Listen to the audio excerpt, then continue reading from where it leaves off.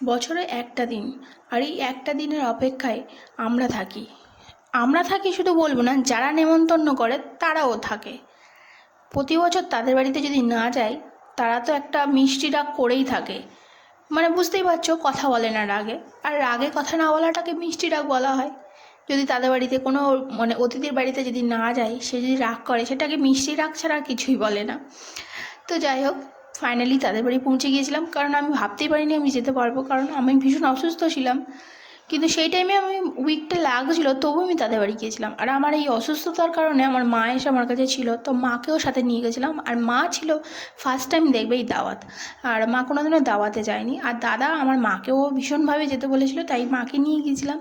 তো দাওয়াতে গিয়ে আমার মা তো ভীষণ খুশি হয়েছে, আর আমরাও তো সবসময় খুশি হই, কারণ প্রতি বছর তাদের বাড়িতে আমরা যাই। তো গিয়ে যেতেই মাত্র যেটা দিয়েছিল সেটা হলো গরমেই ঠান্ডা ঠান্ডা মাজা। উফ, দারুণ লেগেছে।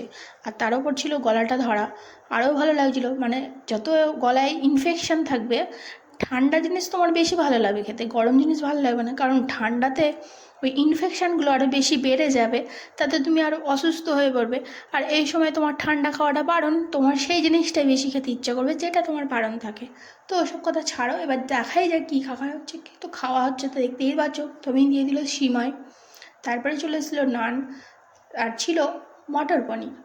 আর মটর পনিরে যেভাবে বানিয়েছিল, পুরো একদম মানে কি বলবো, মানে বড় একটা রেস্টুরেন্ট স্টাইলে, পুরো রেস্টুরেন্টে যেন মনে হচ্ছে রেস্টুরেন্ট খেয়েছি, তার রেস্টুরেন্টে এসেছি। আর তার সাথে যে চিকেনটা ছিল, তা অসাধারণ, রান্নাগুলো অসাধারণ।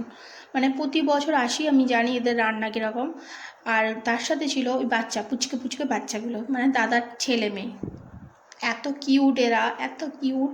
মানে এরাও আমাদের জন্য ওয়েট করে থাকে, বছরে একবার করে থাকে। আর যে পুচকের বাচ্চাটা আছে আরিয়ান, ও তো প্রথম বছর আমাদের দেখবে, আর ওর বয়সও, ও 1 বছর ওর বয়স।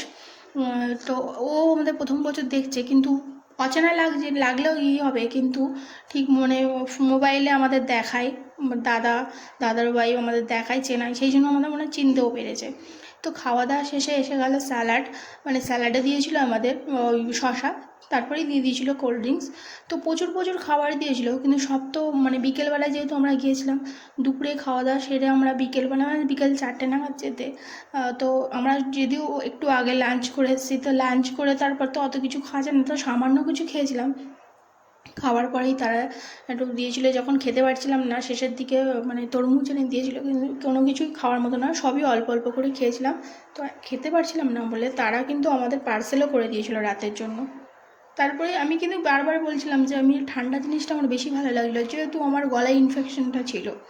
তো দাওয়াতে গেছি, বাচ্চাগুলোদের জন্য কিছু সামান্য জিনিস নিয়ে গিয়েছিলাম, তো তাদেরকেও দিলাম, তারাও ভীষণ খুশি। আর বাচ্চাদের দেখবে কোনো জিনিস নিয়ে গেলে বাচ্চারা দেখবে কতটা আনন্দ পায়, দেখো এইটুকু বাচ্চাটাও কত আনন্দ পেয়েছিল।